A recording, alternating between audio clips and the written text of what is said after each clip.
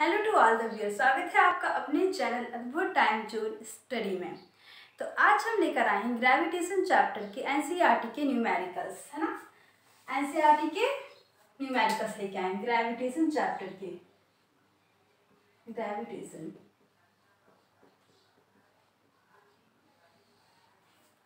ये चैप्टर की जो न्यूमेरिकल्स करेंगे, हेडिंग विजिबल नहीं, एक मिनट थोड़ा सा नीचे। ग्रेविटेशन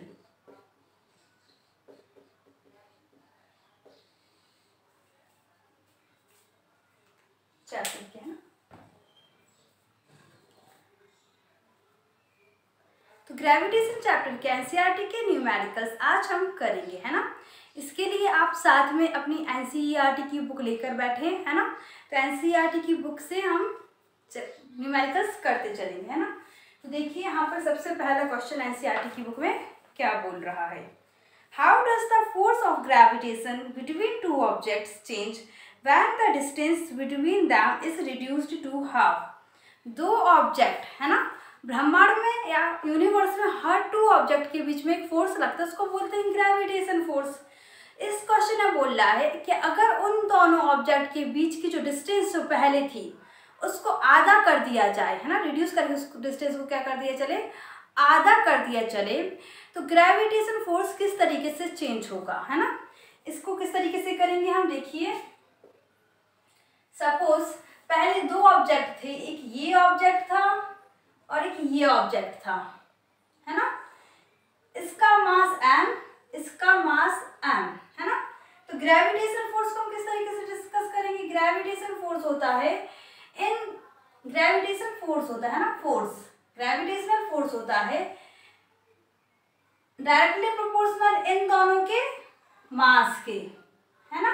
इनवर्सली प्रोपोर्शनल इन दोनों की जो डिस्टेंस है ना, इन दोनों के बीच की जो डिस्टेंस है, मान लो r है ना, इसके स्क्वायर से, है ना। और जब हम प्रोपोर्शनल का साइन हटा के इक्वल लिखते हैं तो g आ जाता है। क्या यही होता है ग्रेविटेशन का फॉर्मूला फोर्स का। तो ये इन दोनों के बीच में लग रहा था, लेकिन फिर हमने क्या किया, उठा के इसको थोड़ा सा पास ले गए। इसको हमने क्या किया, पास ले गए, इस वाले मास को हम पास ले गए।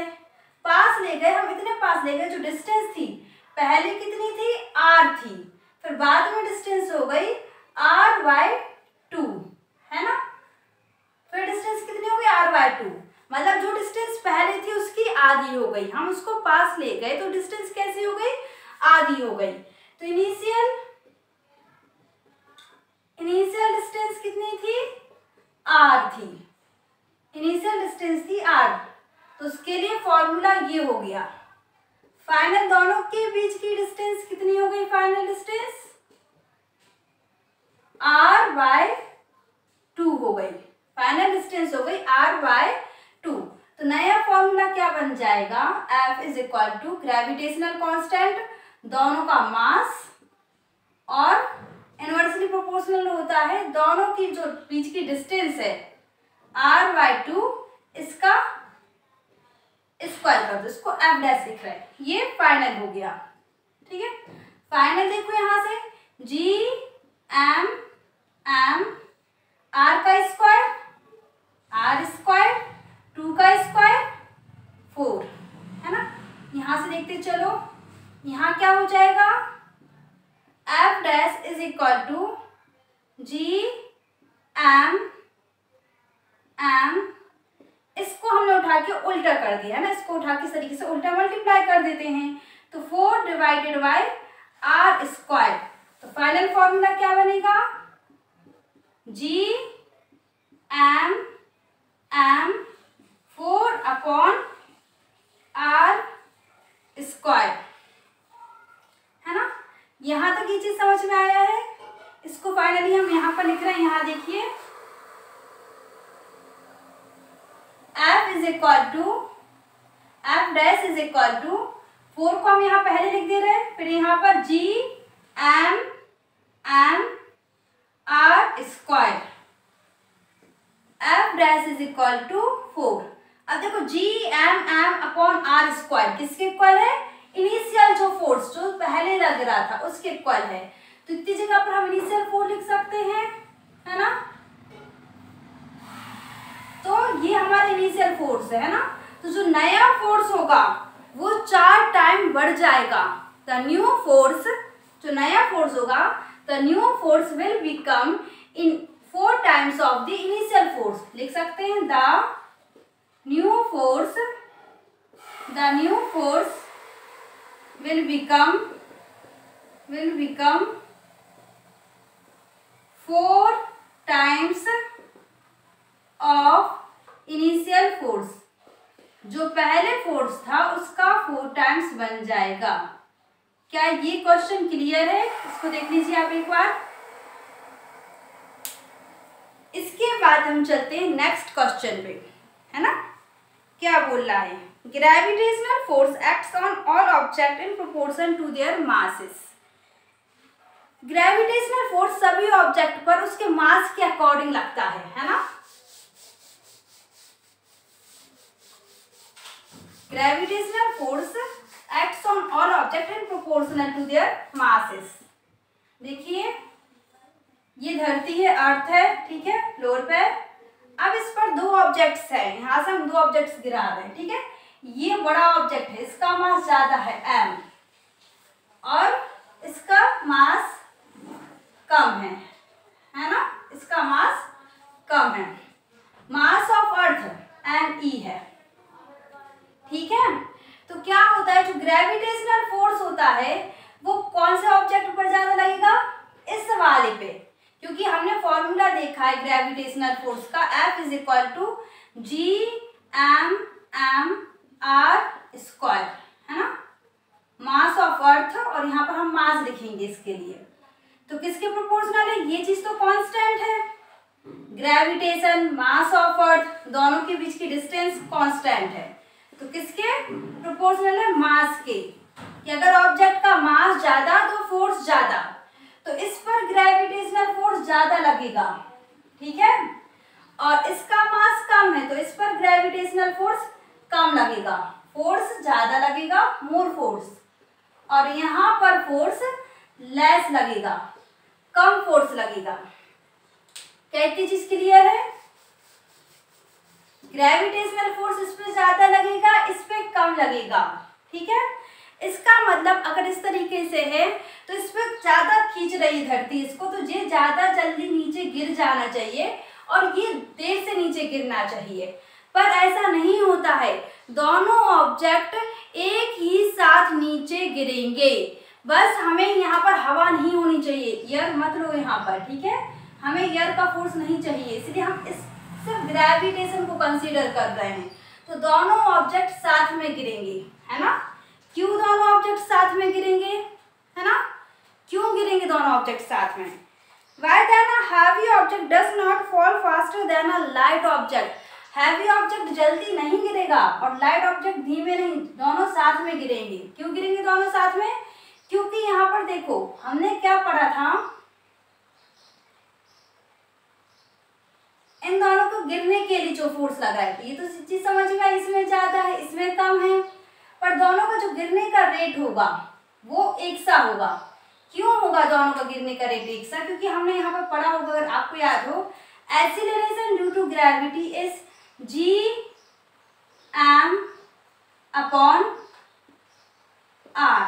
है ना, या r का स्क्वायर, इस पे डिपेंड करता है ना। इसको एक बार फिर से समराइज कर दे रहे हैं। हमने 2 फॉर्मूले पढ़े थे। मास फोर्स का एक फॉर्मूला होता है m इंटू एक्सीलरेशन, और यहाँ पर वो g जो ये वाला फोर्स है वो नीचे की तरफ है, तो कौन सा वाला है यहाँ पर? g mass of object, mass of earth upon r का स्क्वायर। यहाँ पर मास ऑफ ऑब्जेक्ट m है ना। मास ऑफ ऑब्जेक्ट से मास ऑफ ऑब्जेक्ट गिरा, मतलब कट गया, है ना। तो यहाँ पर क्या हो गया? Acceleration is equal to g gravitational constant, mass of earth और उन दोनों के बीच की डिस्टेंस का स्क्वायर। जहां पर एक्सीलरेशन किसकी वजह से है? ग्रेविटेशनल फोर्स की वजह से, जिसको हम g से डिनोट करते हैं। तो हम लिखेंगे दोनों ऑब्जेक्ट साथ में गिरेंगे because acceleration due to gravity does not depend on mass of object, क्योंकि जो एक्सीलरेशन होता है वो मास ऑफ ऑब्जेक्ट पे डिपेंड नहीं करता। क्या चीज समझ में आई? The acceleration due to gravity, acceleration due to gravity does not depend on mass of object. The acceleration due to gravity does not depend on mass of object. ये चीज समझ में आया? एक्सीलरेशन होता क्या है हमने यही बताया था, ये इसका सॉल्यूशन है। ये चीज समझ में आई? अब एक्सीलरेशन को बताया था हमने, क्या बोला था? Rate of change of velocity होता है final velocity minus initial velocity upon time, है ना। इसकी ऊपर से छोड़े जा रहा है, ऊपर पहले किसमें थे? रेस्ट, तो इनिशियल वेलोसिटी कुछ होगी रेस्ट, है ना, और फाइनल वेलोसिटी कुछ हो जाएगी, है ना। तो इसको अगर हम निकालेंगे acceleration final velocity minus initial, दोनों की वेलोसिटी यहाँ पर, और उसको टाइम से डिवाइड करेंगे तो एक सा ही आएगा जो वेलोसिटी में चेंज होगा, है ना। छोड़ेंगे तो क्या होगा? वेलोसिटी ऊपर 0 होगी पहले, फिर छोड़ा तो नीचे फोर्स बढ़ रहा है तो अर्थ खींच रहा है, खींचने से दोनों की क्या बढ़ेगी? वेलोसिटी जाते नीचे बढ़ेगी, तेजी से नीचे जाएगा ना। लेकिन जो दोनों की वेलोसिटी बढ़ती है ना वो सेम ही रेट पर बढ़ती है, मतलब एक्सीलरेशन सेम है। क्या ये चीज क्लियर हो रही है? एक्सीलरेशन दोनों में एक सा है, और वो एक्सीलरेशन क्या होगा? दोनों ऑब्जेक्ट के लिए एक्सीलरेशन होगा 9.8। मतलब अगर हम इस वैल्यू को सॉल्व करेंगे ना तो क्या आने वाला है? 9.8 मीटर पर सेकंड स्क्वायर। क्लियर है ये चीज? इसके बाद हम चलते हैं नेक्स्ट क्वेश्चन पे। थर्ड क्वेश्चन देखिए, इसको रब कर दे रहे हैं।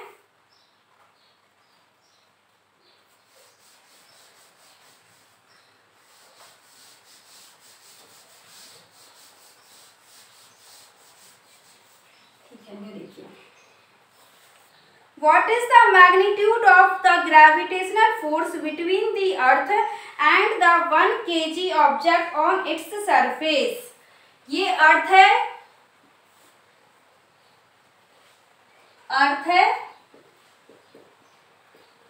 और अर्थ की सरफेस पर, बिल्कुल सरफेस पर 1 kg का ऑब्जेक्ट रखा हुआ है, 1 kg का ऑब्जेक्ट रखा हुआ है। तो ये अर्थ इस ऑब्जेक्ट पर कितना ग्रेविटेशनल फोर्स लगा रहा है, ये क्वेश्चन में पूछा गया है। सपोज कर लो हमारा m है मास ऑफ अर्थ, छोटा m है मास ऑफ ऑब्जेक्ट, दोनों के बीच की डिस्टेंस है ना, दोनों के बीच की जो डिस्टेंस है वो क्या हो जाएगी? r, रेडियस ऑफ अर्थ, है ना। ये देखो ये छोटा सा है तो इसको हम निगलेक्ट कर देंगे, हम सिर्फ लेंगे radius of earth, radius of earth. Question में दिया है मास ऑफ अर्थ है 6 × 10⁻24 kg, क्वेश्चन में दिया है। मास ऑफ ऑब्जेक्ट है 1 kg, रेडियस ऑफ अर्थ दिया है 6.4 × 10⁻6 मीटर। अब इसमें हम लगाते हैं अपना फोर्स का फॉर्मूला। जो ग्रेविटेशनल फोर्स होता है वो होता है G, universal gravitational constant, mass of earth, mass of object, distance between earth and object का स्क्वायर। यहाँ पर हमारा जो ग्रेविटेशनल कांस्टेंट होता है वो होता है 6.67 × 10⁻11 न्यूटन पर मीटर स्क्वायर पर केजी स्क्वायर, है ना। ये होता है इसका फॉर्मूला। मास ऑफ अर्थ कितना दिया हुआ है? यहाँ पर दिया हुआ है मास of earth 6 into 10⁻24 kg। Mass of object यहाँ पर दिया हुआ है 1 kg। नीचे डिस्टेंस, दोनों के बीच की जो डिस्टेंस है वो है 6.4 इंटू 10⁻6 मीटर का स्क्वायर, ये दिया हुआ है ना। यहाँ पर देखिए ये पूरा फॉर्मूला हमने लगा लिया है। अब यहाँ पर देखिए क्या क्या दिया हुआ है, अगर हम अच्छे से लिखे तो 6.67 इंटू 10⁻11 न्यूटन मीटर स्क्वायर पर केजी स्क्वायर, मतलब नीचे आ जाएगा पर केजी स्क्वायर, समझने के लिए लिख सकते हैं आप ऐसा।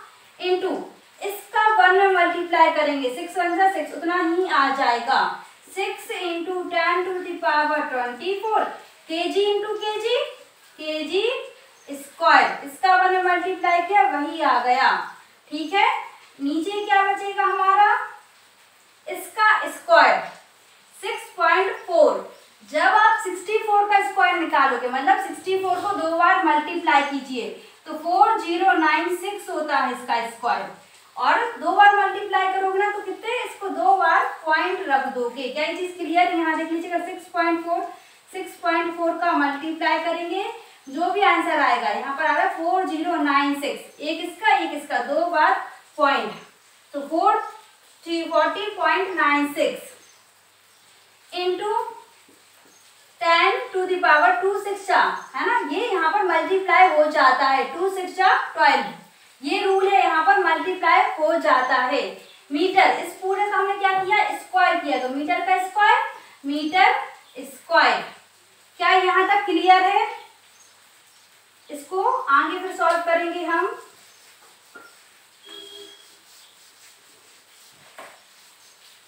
इसको हम क्या करेंगे, आगे सॉल्व करेंगे। पर केजी स्क्वायर से केजी स्क्वायर कैंसिल हो चुका है। ठीक है, यहाँ पर केजी स्क्वायर केजी स्क्वायर, इसको देखिए यहाँ पर ग्रेविटेशनल फोर्स, हम इसको साथ में लिख रहे हैं 6.67 इंटू 10⁻11 को बाद में लिखेंगे, पहले हम लिख दे रहे हैं यहाँ पर 6 इंटू 6.67 इंटू 6 इंटू, अब देखो 10 और 10 दोनों यहाँ पर मल्टीप्लाई में हैं, बेस सेम है, पावर अलग अलग है। जब बेस सेम होता है तो बेस को इस तरीके से लिखिए और पावर ऐड हो जाती हैं, तो -11 प्लस 24, क्या बचा हुआ है कैंसिल यहाँ पर, न्यूटन पर मीटर स्क्वायर, न्यूटन पर मीटर स्क्वायर, यहाँ पर क्या हुआ पर न्यूटन मीटर स्क्वायर पर केजी स्क्वायर बचा हुआ है ना, न्यूटन मीटर स्क्वायर बचा हुआ है यहाँ पर, मीटर स्क्वायर पर केजी स्क्वायर। नीचे क्या बचा हुआ है 40.96 into 10⁻12 metre square, newton metre square.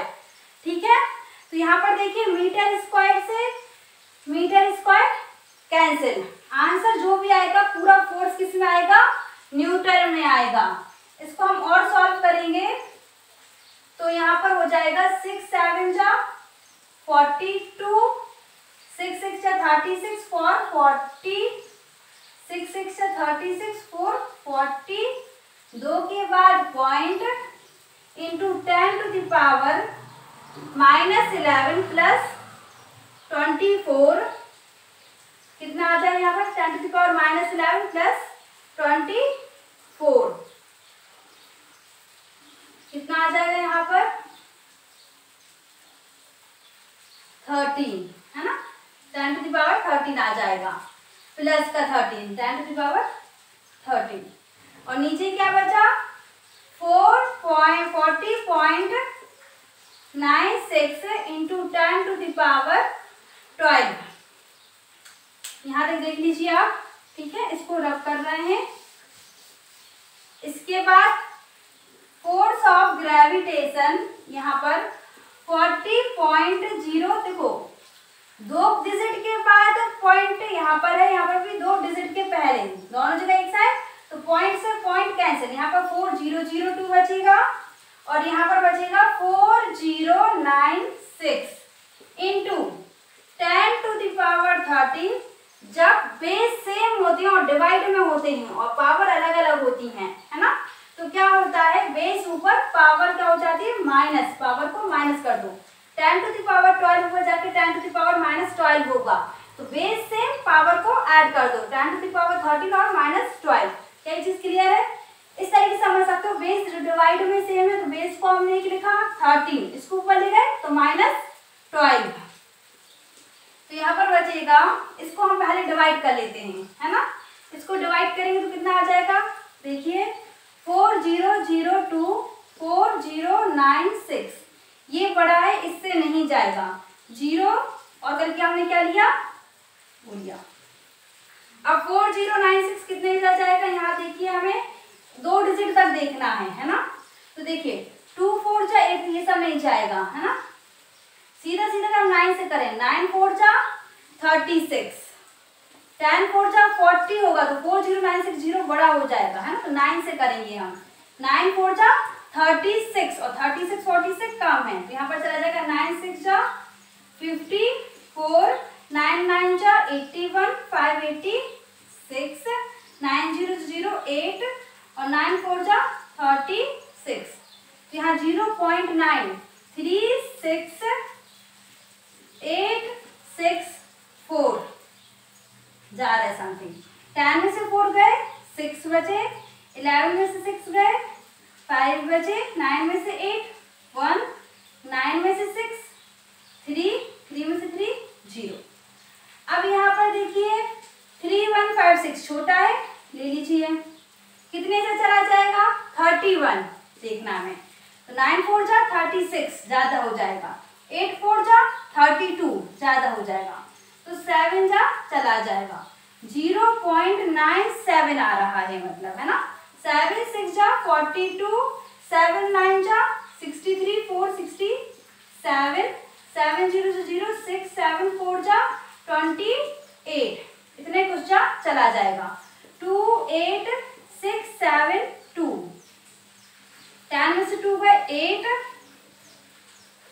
6 का 15 में से 7 गए तो भी 8 बचा, 14 में से 6 गए तो भी 8 बचेगा, 10 में से 8 2 और 2 में से 2 0, है ना, इसके बाद भी ये नहीं जाएगा, 1 2 3 4, हम 0 लेंगे और कितना 28, है ना, तो इतने कुछ चला जाएगा, तो 0 फिर 7 आएगा, देखो 2 और 2 8 6 7 2 और 8 से करेंगे 8 4 जा 32 ज्यादा हो जाएगा, तो लगभग इसका डिवाइड करने पे आ रहा है 0.977 इंटू 10⁻13 में से 12 गए तो 1 बचा, इसको मल्टीप्लाई कर दीजिए, 9770, 3 के बाद 0.123, तो आ रहा है लगभग 9.77, इसको अगर हम राउंड ऑफ कर दें, यहाँ पर 5 से बड़ा है तो यहाँ पर हम करते 9.8 न्यूटन आ जाएगा फोर्स। क्या ये चीज क्लियर है? लगभग इतना फोर्स हो जाएगा। नेक्स्ट क्वेश्चन की ओर चलते हैं, इसके बाद हम इसको रब कर दें।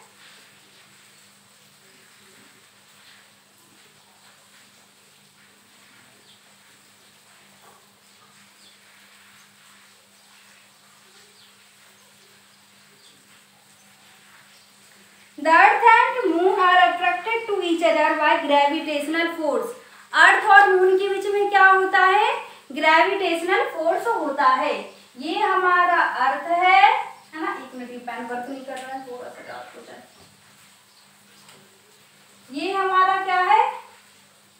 अर्थ है, ये है हमारा मून, है ना। अर्थ और मून के बीच में क्या होता है? ग्रेविटेशनल फोर्स होता है। फोर्स हम कैसे लिखेंगे? F = G mass of earth, capital में ले लिया है ना, मास ऑफ मून और इन दोनों के बीच की जो डिस्टेंस होगी उसका square,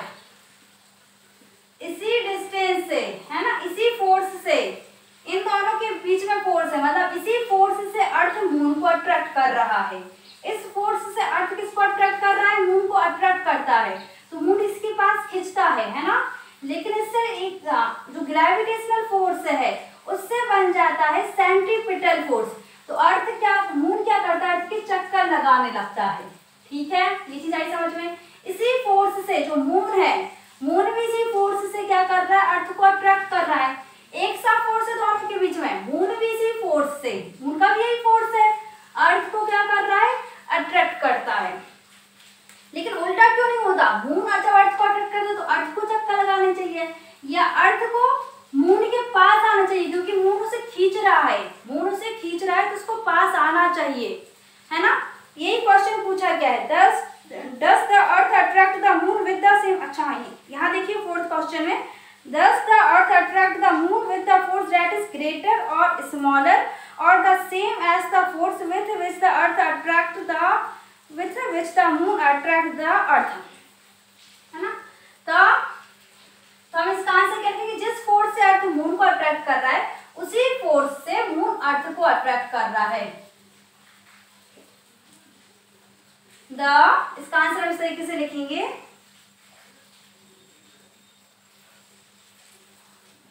the earth attract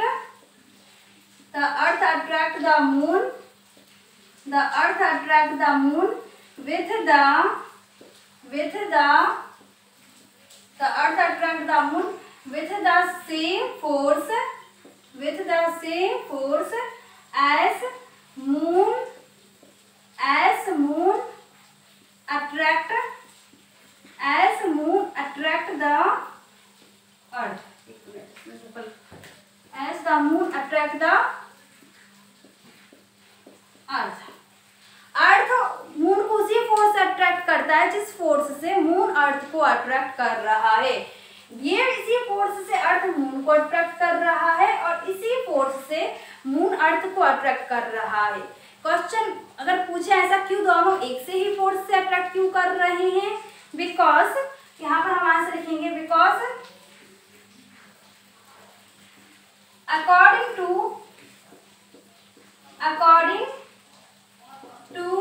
Newton third law of motion, according to Newton third law of motion, Newton third law of motion है ना, यहाँ लिख लेना, every action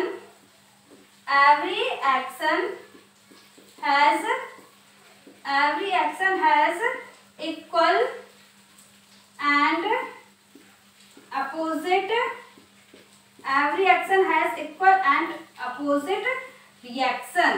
इसका मतलब ये जिस, देखो ये एक्शन है, ये इसको अट्रैक्ट कर रहा है, ये इसका एक्शन, ठीक है, और रिएक्शन ये इसको अट्रैक्ट कर रहा है, इसका एक्शन, बदले में ये रिएक्शन दे रहा है कि ये भी इसको अट्रैक्ट कर रहा है।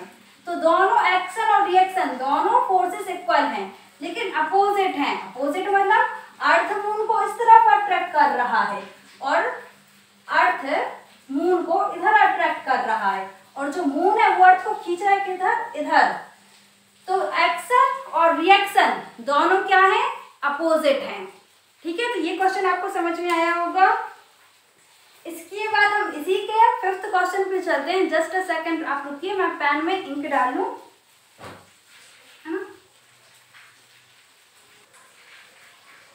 हाँ, तो देखिए आप नेक्स्ट ये वाला क्वेश्चन हो गया, ये चीज समझ में आई। अब नेक्स्ट क्वेश्चन में ये पूछा गया है कि अगर अर्थ मून को अट्रैक्ट कर रहा है तो ठीक है, मून अर्थ से क्या होता है? अट्रैक्ट होता है और उसके गोल गोल घूमने लगता है। ग्रेविटेशनल फोर्स से सेंट्रीपिटल फोर्स बन जाता है। लेकिन जो मून था वो भी तो अर्थ को उसी फोर्स से अट्रैक्ट कर रहा था, तो मून को, अर्थ को भी किसके पास आना चाहिए था? मून के पास। जब मून उसी फोर्स से खींच रहा है तो अर्थ को भी मून के पास खींचा चला आना चाहिए, मतलब पास आना चाहिए। पर रियल में ऐसा नहीं होता, अर्थ हमारा मून के पास नहीं खींचता उसके फोर्स से। ऐसा क्यों नहीं होता? इसका रीजन देखिए।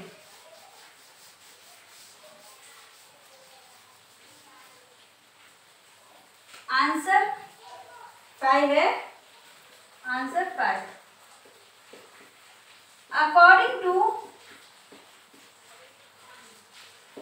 According to Newton second law, Newton second law से हम देखते हैं जो force is equal to mass into acceleration होता है, ठीक है, force is equal to mass into acceleration.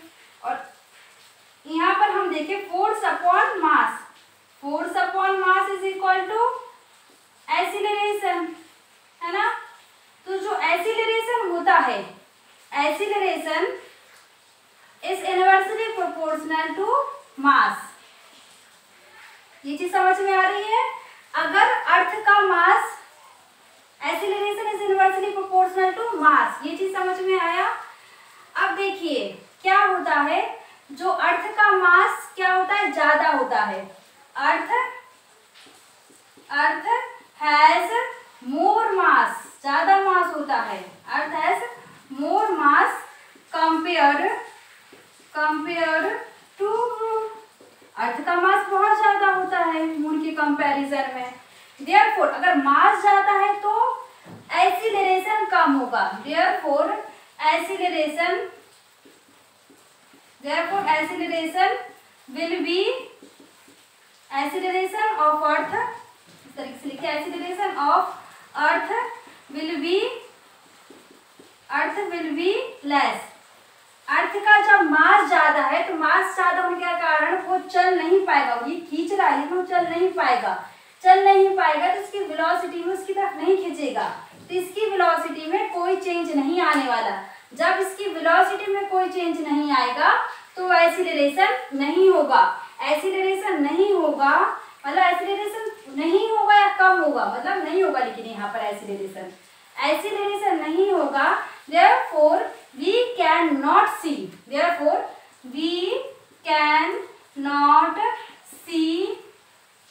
हम नहीं देख सकते अर्थ को, कहाँ, अर्थ, we cannot see the earth moving towards the moon, earth moving towards the moon। क्या ये चीज क्लियर है? देख लीजिए। इसके बाद हम चलेंगे नेक्स्ट क्वेश्चनिंग पे।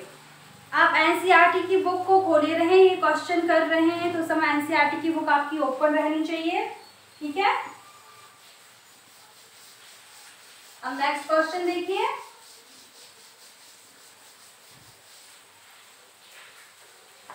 सिक्स्थ वाला,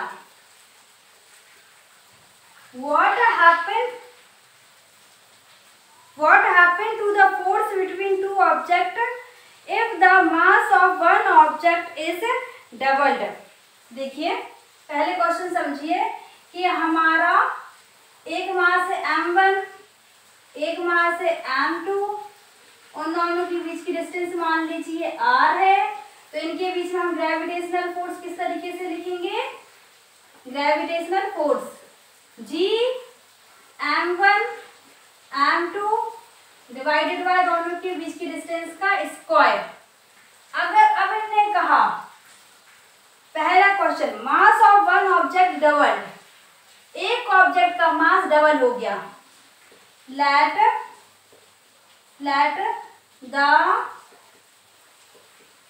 मास m1 डबल, मतलब इसका मास, इस ऑब्जेक्ट का मास डबल हो गया तो m1 से कितना हो गया, 2m1 हो गया, है ना।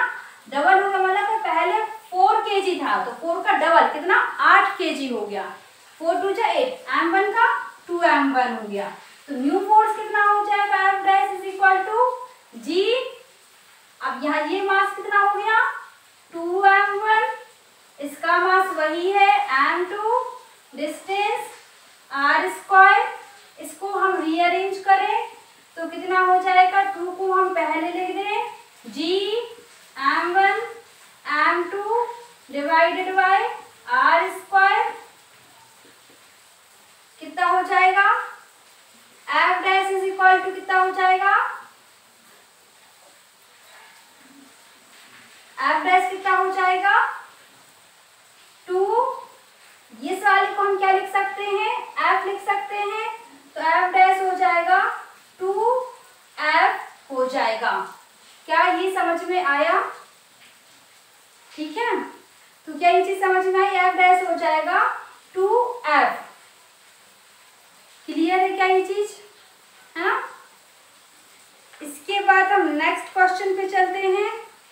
मास ऑफ वन ऑब्जेक्ट अगर डबल हो गया है ना, तो ये हो जाएगा।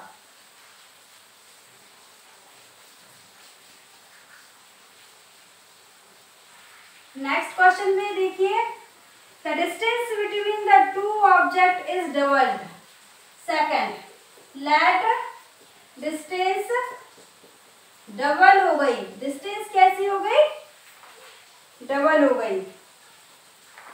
डिस्टेंस कैसी हो गई? डबल हो गई, है ना? तो डिस्टेंस r से कितनी हो गई? लेट डिस्टेंस 2r हो गई।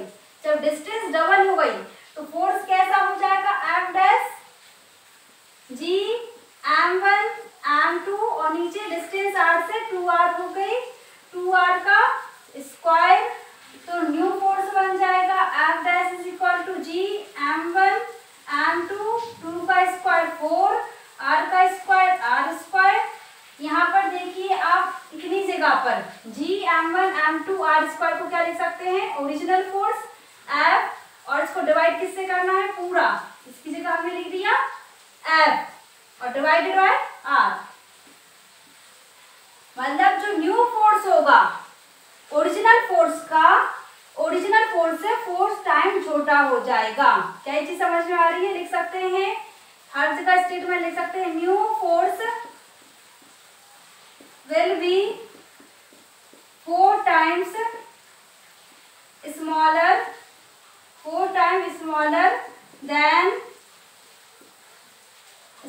than previous force या इनिशियल फोर्स।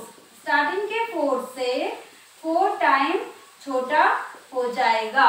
क्या ये चीज क्लियर हो रही है? आप इधर देखिए, इसको मिटा रहे हैं क्योंकि नया क्वेश्चन है कि अगर डिस्टेंस ट्रिपल हो गई, क्या हो गई? 3r हो गई। सेकेंड क्वेश्चन में पूछा क्या? डिस्टेंस कैसी हो गई? ट्रिपल हो गई। तो क्या हो जाएगा? F dash G m1 m2 और न्यू डिस्टेंस 3r का हम क्या करेंगे? Square. F dash is equal to G m1 m2 9r का 9r square. F dash is equal to G m1 m2 upon r square की जगह पर हम लिख सकते हैं ओरिजिनल फोर्स, और डिवाइडेड बाय, पूरे को डिवाइड कर दो 9 से, तो क्या लिखेंगे हम? The new force will B 9 times smaller than original force. The new force will B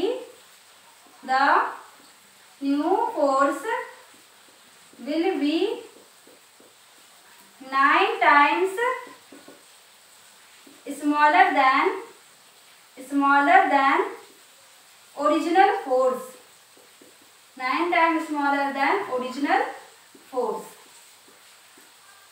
इसके बाद देखिए नेक्स्ट केस में क्या होगा? उन्होंने बोला है if mass of both the object are double, हर एक ऑब्जेक्ट का मास क्या हो गया? डबल हो गया। मतलब क्या होगा? देखिए यहाँ पर मतलब होगा जो पहला ऑब्जेक्ट था मास, लेट m1 कितना हो गया? डबल हो गया। यही डबल नहीं हुआ है, जो मास दूसरे ऑब्जेक्ट का था ना, ये भी डबल हो गया, 2m2 हो गया। ठीक है, तो अब फोर्स क्या होगा? न्यू फोर्स होगा। पहले ऑब्जेक्ट का मास जो डबल हो चुका है, पहले तो G लिखेंगे सबसे पहले, तो जो डबल हो चुका है इस ऑब्जेक्ट m2 का न्यू मास 2m2, दोनों के बीच की डिस्टेंस वही है r का स्क्वायर। क्या हो जाएगा? यहाँ पर सब कुछ मल्टीप्लाई में है, 2 को मल्टीप्लाई कर दीजिए, हो रहा है 2 2 जा 4। यहाँ पर जा G m1 m2 r square. यहाँ पर देखिए 4 G m1 m2 r square की जगह पर हम क्या लिख सकते हैं? Original force. मतलब यहाँ से हम लिख सकते हैं the new force will be 4 times of initial या original force. The new force will be will be 4 times of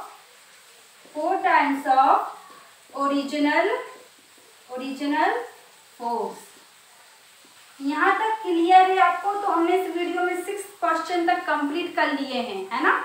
इसके आगे वीडियो थोड़ी लंबी हो रही है, इसलिए इसके आगे हम आगे से क्वेश्चन करेंगे नेक्स्ट वीडियो में। Thank you.